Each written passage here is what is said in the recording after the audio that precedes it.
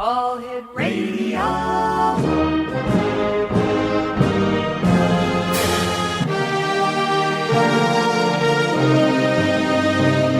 Welcome to the X Zone, a place where fact is fiction and fiction is reality.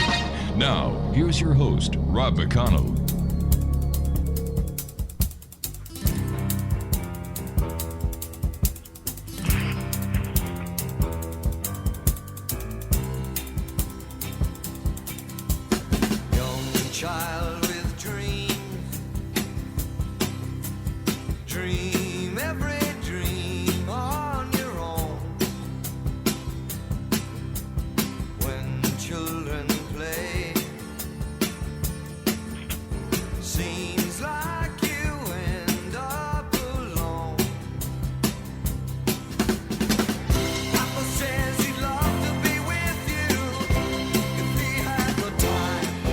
And welcome back, everyone. My name is Rob McConnell. This is the X Zone on the Talkstar Radio Network and the X Zone Broadcast Network and our affiliates across Canada, the United States, Central America, the Caribbean, South America, the Pacific Rim, Asia, Africa, and Europe. If you'd like to send an email, xzone@xzoneradiotv.com. On MSN Messenger, xzoneradiotv@hotmail.com, and our website, www.xzoneradiotv.com. My guest this hour, X Zone Nation, is David Franklin Farkas, and he is a professional house healer and ghost rescuer. Now, he's also a thought leader, an independent scholar, a master practitioner in the area of remote clearing and healing of land, buildings, people, businesses, and situations. David likes the term technician of the sacred, a literal translation of the word shaman. Now, sacred means secret or hidden, that which cannot normally be seen. David has over 35 years of experience, the last 5 years focused full-time on remote healing as a service for businesses and individually, It's Wednesday, folks. It's hump day. Give me a break over here. Individuals, especially problematic real estate. Boy, do I have a problem for you. He provides clearing and metaphysical coaching for individuals, and his website is www.househealing.com. David, welcome to the X Zone. Thanks. Good to be here. Tell me, a professional house healer. Now, what is a house healer? Well, I had to call it something. Basically, I do remote healing of land and buildings. So there are many problems that appear to be real-world problems that are really happening in the non-physical. So, for example, a house is not selling. That may be certain legal problems, but it more typically is a problem with the energy of the house or the land. People often have problems that turn out to be ghosts or other things. So I started calling it house healing. Now, how do you know if your house is possessed? Well, people typically will walk into a place, and realtors talk about this all the time. People walk in and they immediately either feel good or don't feel good. Sometimes they'll say the place is creepy or they'll something else. And no matter how great the house is, they won't buy that house. They may not even be able to express it in words. They'll just go, no, this isn't right, and they'll walk out. On the other hand, some people will walk into a place and know that it's home. I know of people that have pulled up in the driveway and said, okay, this is my house. Didn't even want to look inside. It just felt right. So there's that factor, but there's also lots of paranormal markers that people are usually not aware of, where they'll walk into one room and suddenly be afraid, or the hair on the back of their neck will stand up, or there's a cold spot, any number of things that are very typical of paranormal phenomena, and people just get that creepy feeling and they don't want to be in the house. Is it possible that a house can sucker somebody in, if you'll excuse the analogy, where the negative forces at play will actually lay low until the house is occupied and then start up? I don't think it's as conscious as that, as malevolent as that. There are lots of circumstances where the ghosts are not interacting. So, well, for example, ghosts are people that don't have bodies anymore and didn't cross over into the other dimension where we're supposed to live when we don't have bodies. Right. And so they're stuck here. And they are who they were when they were living. So that's a really broad range of experience. On one end is extremely violent psychopaths, and on the other end are the most timid people who never go out of their house. So if you've got Granny who hangs out in the kitchen in your house, you will never have a paranormal experience of Granny because she just does what she does. She has no reason to interact with you. She may not even notice the living people. She's just having her experience the same way she did when she was alive, until you decide to renovate that 200-year-old house and you change Granny's kitchen. And all she knows is that her kitchen is changing and she doesn't want that to happen. And she puts out this very strong intention, no, don't do that.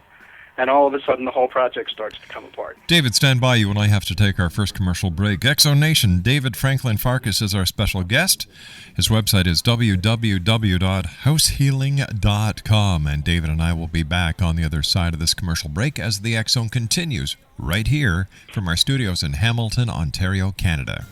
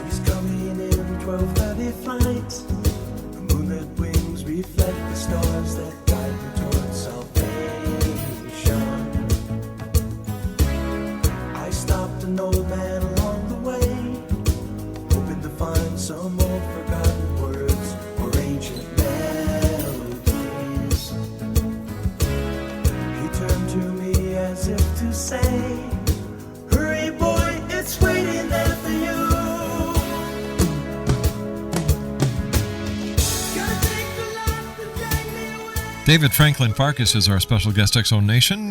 His website is www.househealing.com. That's www.househealing.com. David, I am very interested in our topic this evening because we lived in a house, and it was a house that was only 18 years old. As far as we know, with the research that we did afterwards with our neighbors and friends that we had made while living there, no one had passed away in that house.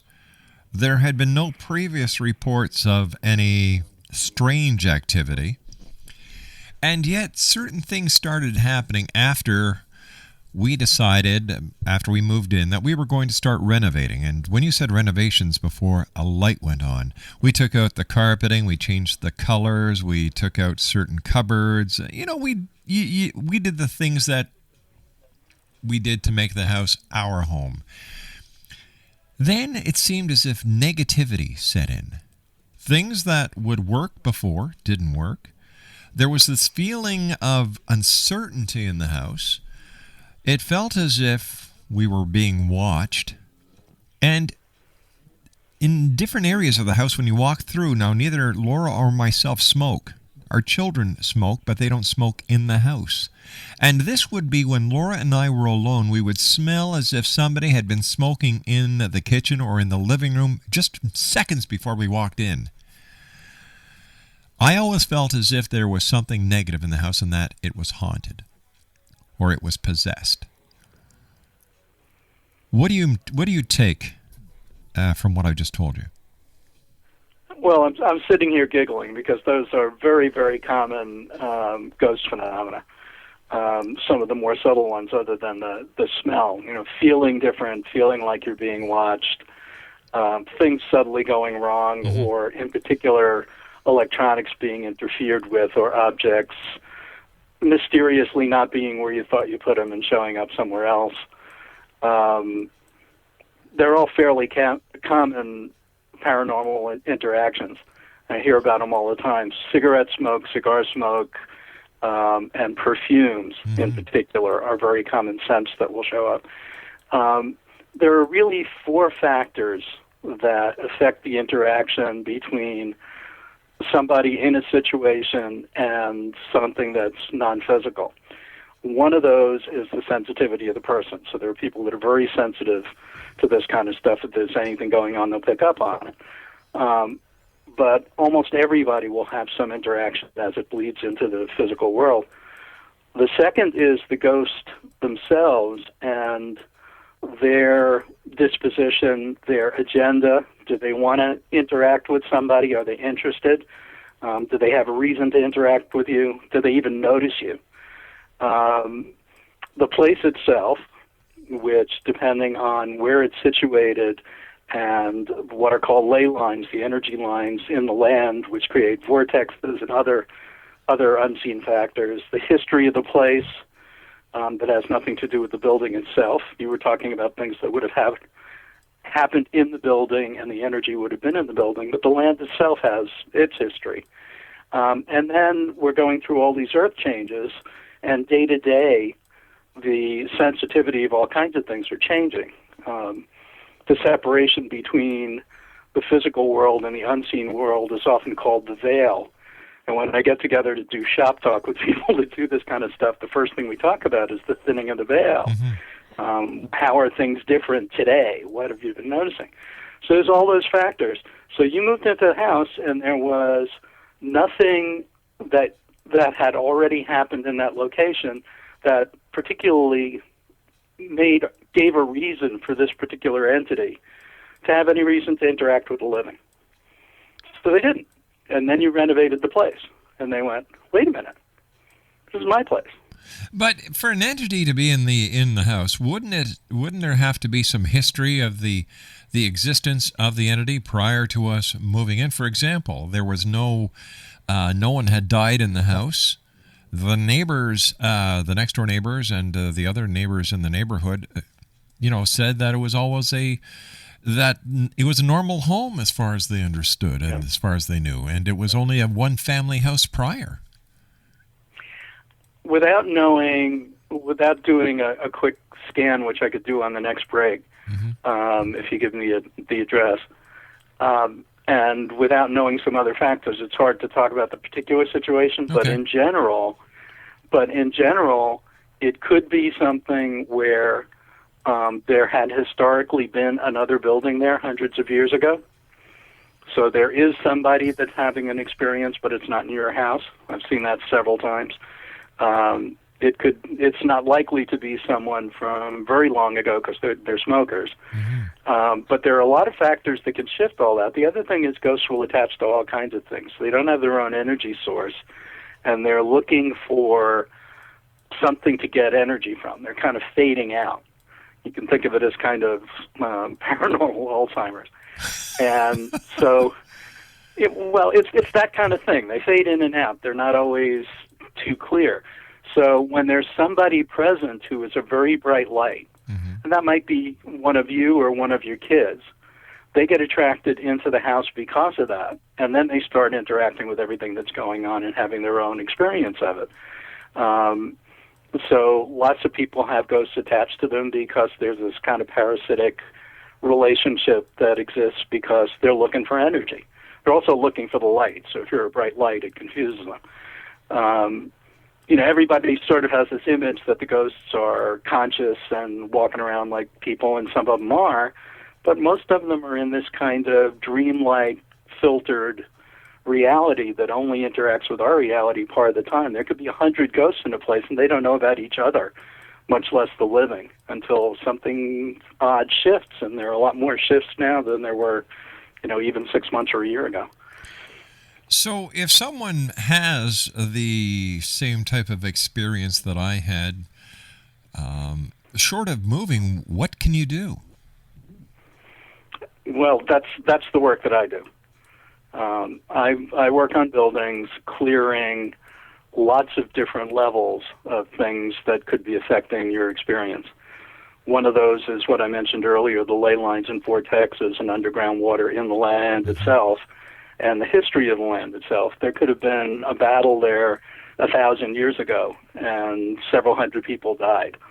Well, if in battles, typically they don't get out. They're too confused by what's going on. So there could be that going on. There could be things that happened in the building, the kind of things you were alluding to that you had investigated and found that there was no history in your building. But there could have been people that were doing drugs, people that had history of violence or other things, and they could have attracted to them entities that match that energy.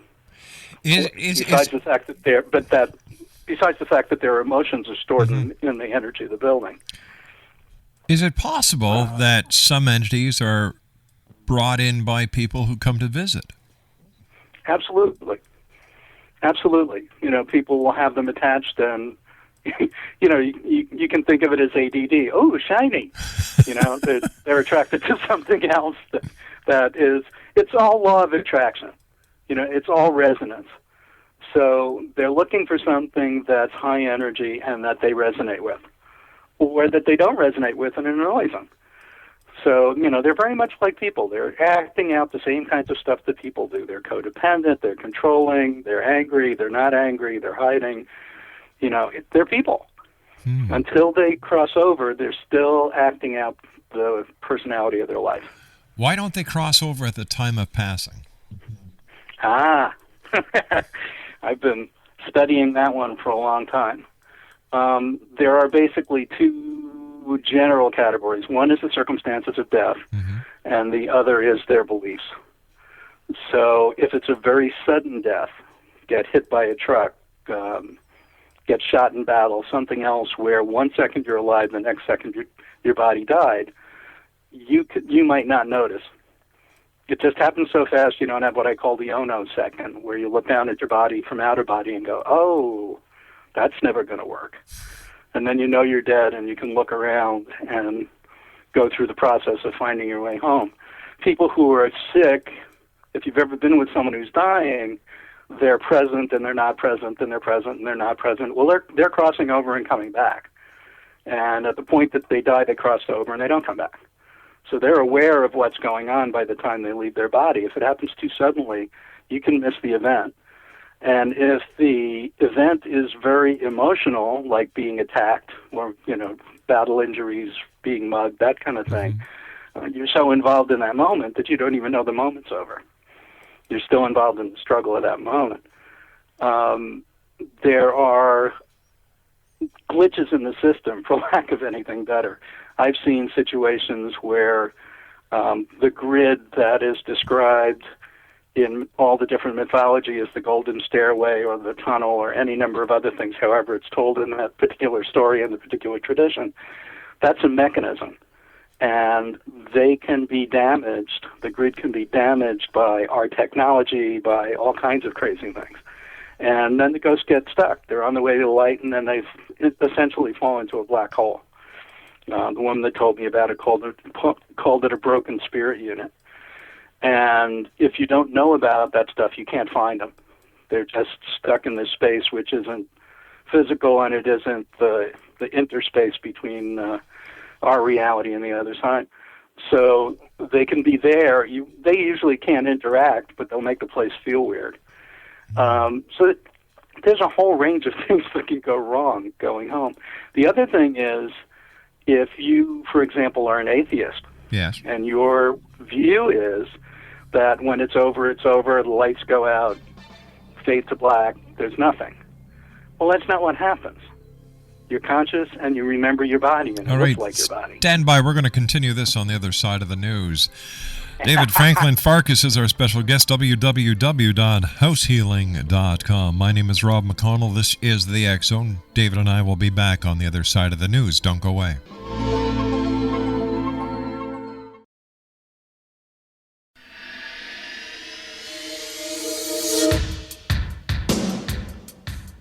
My name is Michael Telstar, Canada's leading mentalist from Toronto, Ontario. Hi, my name is Belinda, and you're listening to my dad, Rob McConnell, on the X Zone. This is Psychic Dorothy from St. Catharines, and you're listening to Rob McConnell. Hello, my name is Holly Reeves, an astrologer from Astro For You, and you're listening to Canada's #1 paranormal radio show, The X Zone, with Rob McConnell. Welcome to the X Zone, a place where fact is fiction and fiction is reality.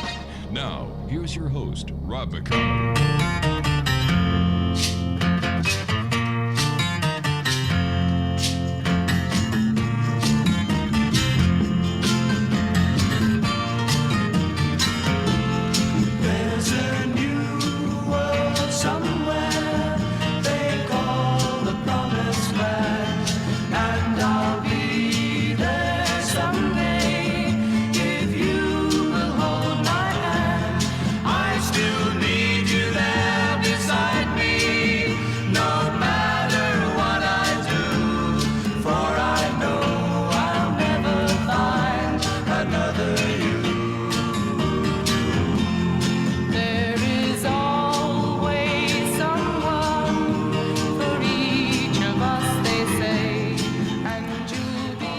David Franklin Farkas is our guest this hour, X Zone Nation. househealing.com. That's www.househealing.com.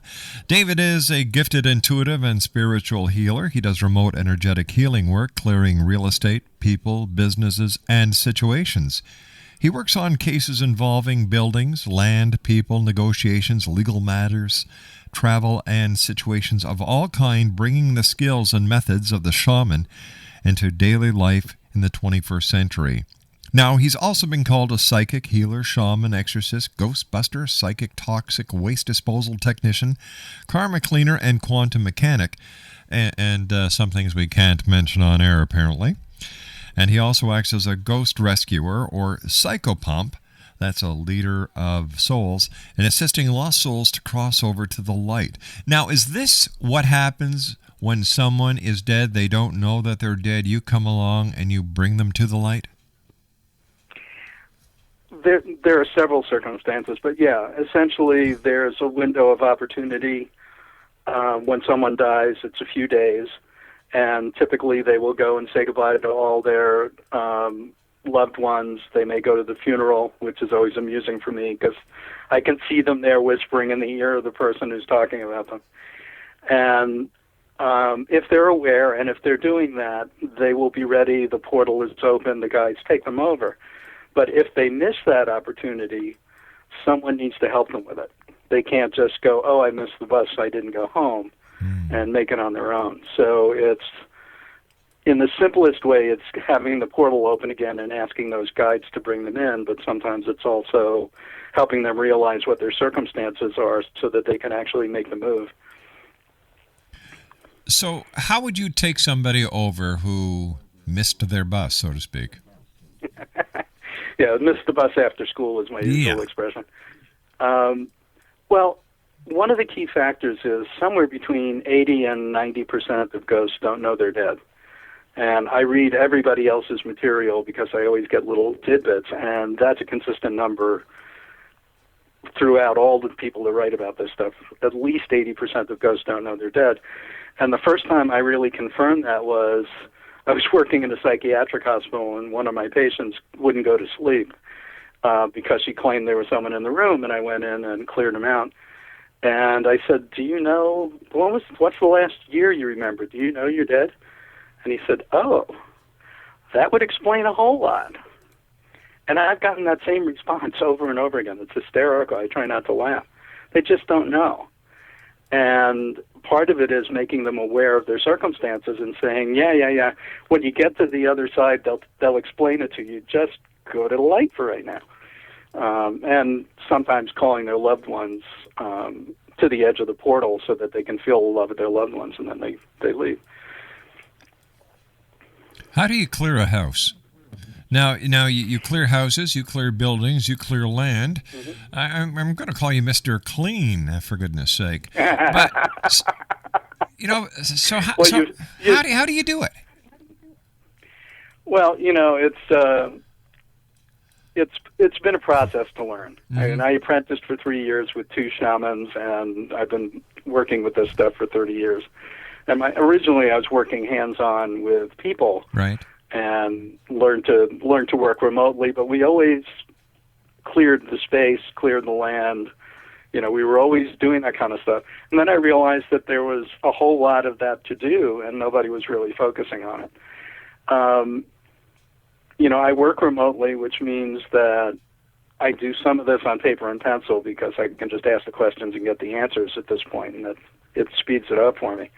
It also means the geeky side of me can get numbers, so I can watch the numbers change before and after. But the other aspect of it is looking at the circumstances in my mind's eye, kind of a special effects movie, if you will, in my mind's eye. And that process is often called remote viewing, although that's a specific process and that was developed by the U.S. government, and I'm not trained in the specific process, but it's used that way a lot. So I can see the place, and I can see the energy of the place. And I work first on the land itself, dealing with the ley lines and vortexes, the effect of underground water, a number of factors that are unseen in the land that can affect the emotions and health of people. And then the building itself and the emotions and other things that were left behind by previous tenants and owners, including things like struggles buying the land or, legal problems and that kind of stuff. It's all coded in there. Mm-hmm. And I can literally see that as damage to a series of grids. And I have a way that I reset those grids to their original geometry. And then it's things like ghosts and demons and trolls and all manner of other entities that are more the typical paranormal kinds of things. But if you only clear those and you don't clear the reason that they got in, someone else will be attracted back to the place. So it's really, I do a more comprehensive kind of approach to things than many people do. If you just clear out the entities, very frequently there's something else that is going on that wasn't caught. What has been the strangest case you have ever worked on? How does one define the strangest case? There's been so many of them. There have been, I've seen buildings where inside the building there's a 200 or 400-year-old settler's shack that's still being attacked.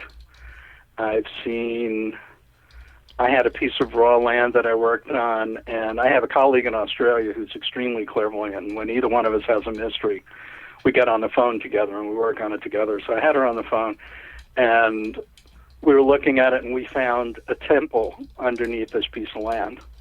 And as soon as we realized that it was a sacred spot, elves showed up. And neither one of us had ever met elves before. So that was exciting.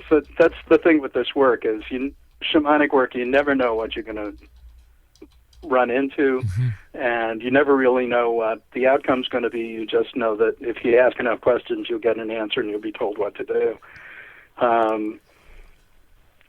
I've cleared abandoned psychiatric hospitals, for example. And I did one recently because there's a possibility the land can be used for another purpose, but the people who are looking at the land are from China, and they know about feng shui, and they knew that this land had real problems. And I wanted to see the ley line configuration and other things. But there were over 1,000 confused and also angry ghosts that had been mistreated for 100 years that needed to be helped to the other side.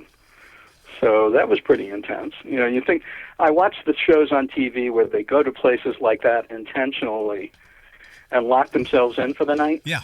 And try and stir up trouble. And I sit here on my couch yelling at them out loud. It's like, are you out of your mind? These people were violent and crazy when they were alive. You think they changed? And you're asking them to touch you? No. And that's part of the reason that I don't work on site anymore. I cleared a psychiatric hospital 30 years ago because it seemed like an amusing thing to do, and I got knocked against the wall and choked. Wow. I was like, oh, I've heard about this, but I didn't think this was real. There are definitely some things I don't know. Tell me, have you ever come across a ghost that does not want to go to the light? And if so, how do you convince them?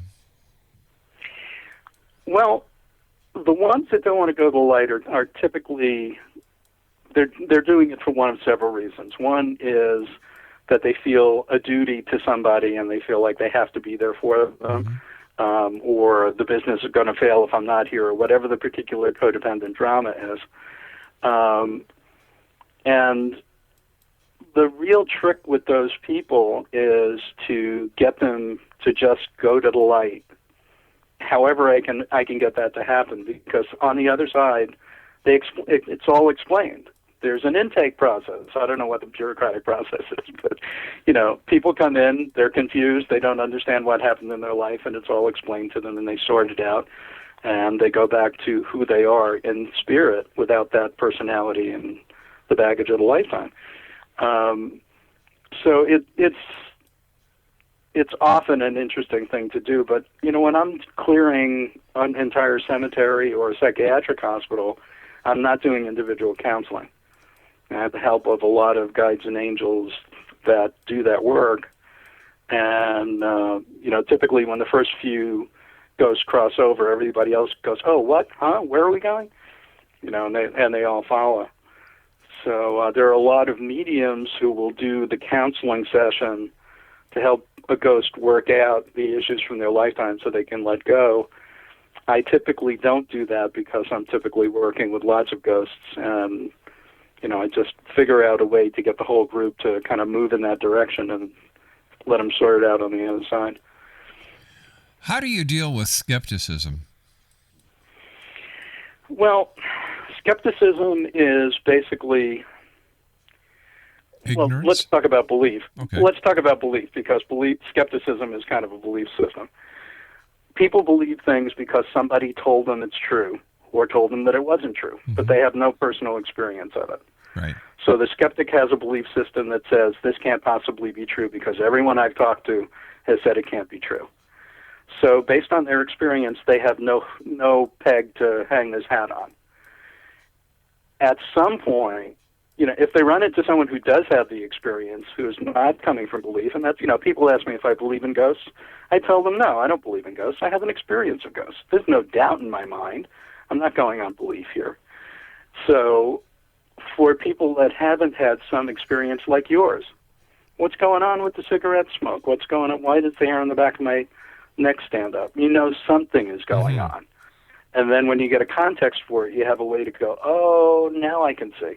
But somebody who has a strong belief system that it's impossible and has had no experience, of course they don't believe it. So I don't particularly want to change their mind other than to give them an opportunity to consider something else.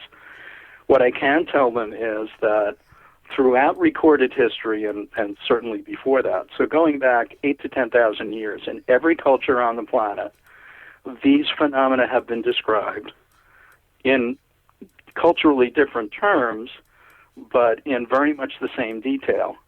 There have always been practitioners in whatever culturally appropriate way there have been who could see the ghosts and interact with them, and whose job it was to do that.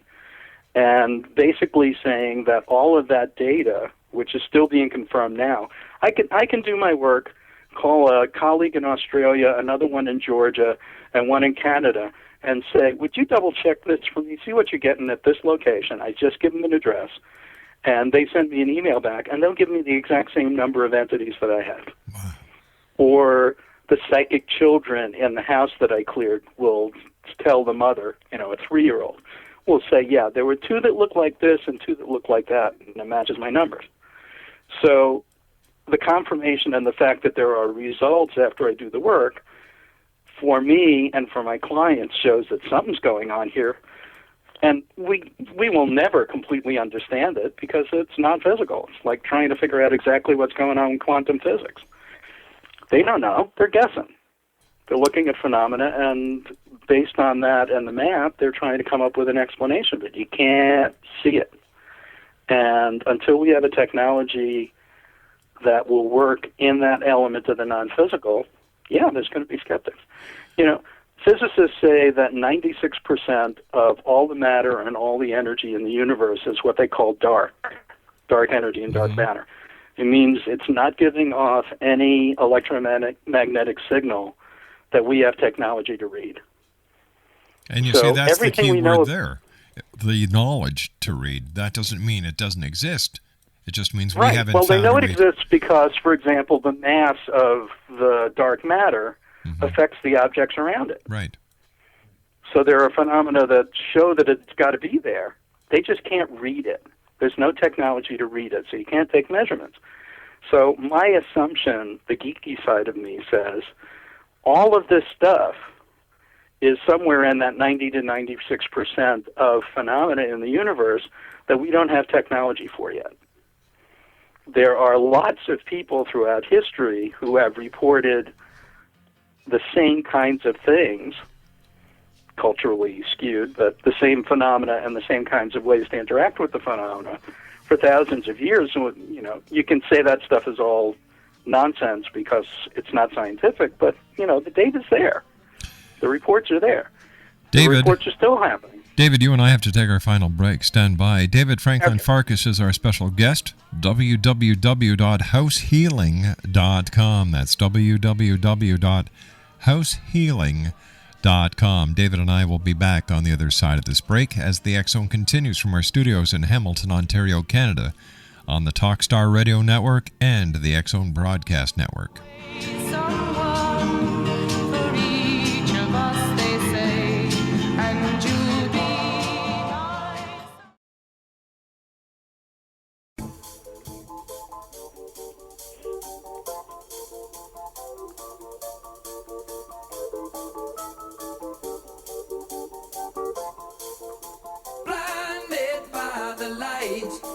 Wrapped up like a douche, another runner in the night. Blinded by the lights. Wrapped up like a douche, another runner in the night. Blinded by the lights. Wrapped up like a douche.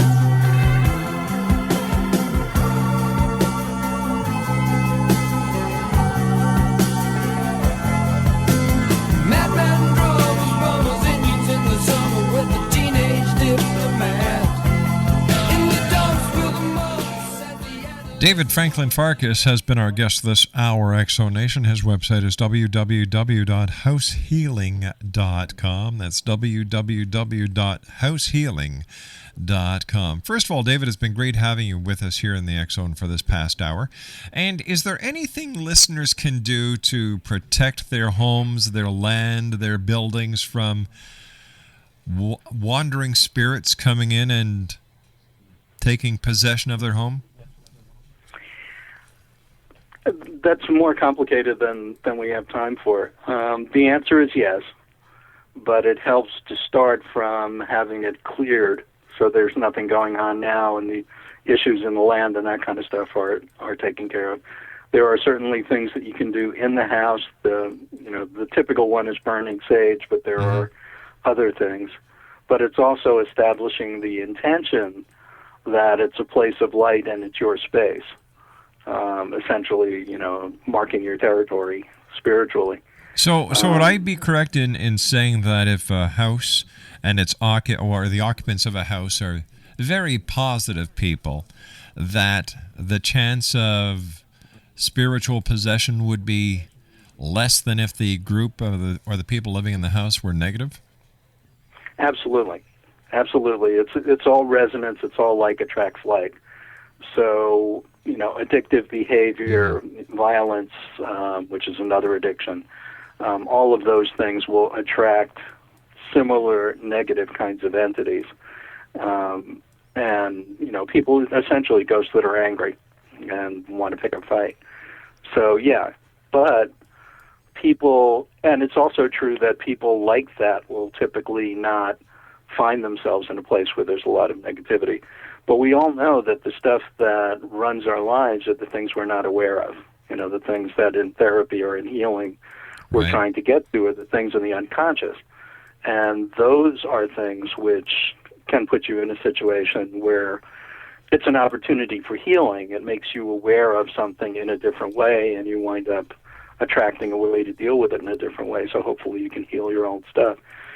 So the answer is yes and no. It's less likely, But is it completely true that you won't get it? No, there are circumstances where you can. On a lot of the television movies that depict ghosts and hauntings, crucifixes and holy water. Well, those are a belief system. And, does holy water have energy and is it useful? Yeah, depending on how it was made. The holy water is created vibrationally. So, and the same thing with the crucifix. The shape of the crucifix itself is not what's doing it. It's the blessing of it and the intention behind it. But, there are a lot of old jokes about, what if the ghost or the demon is not a Christian?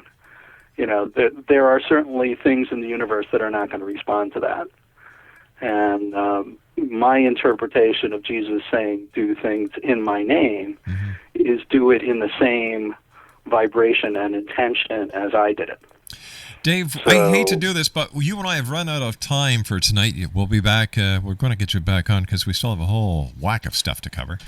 Thanks very much for joining us. Great talking to you. And pleasure. I look forward to the next time you and I meet here in the X Zone. Looking forward to it. Great All right. meeting you, Rob. Take care, sir. David Franklin Farkas has been our guest this hour. His website is www.househealing.com. That's www.househealing.com. I'll be back after this news break. Don't go away.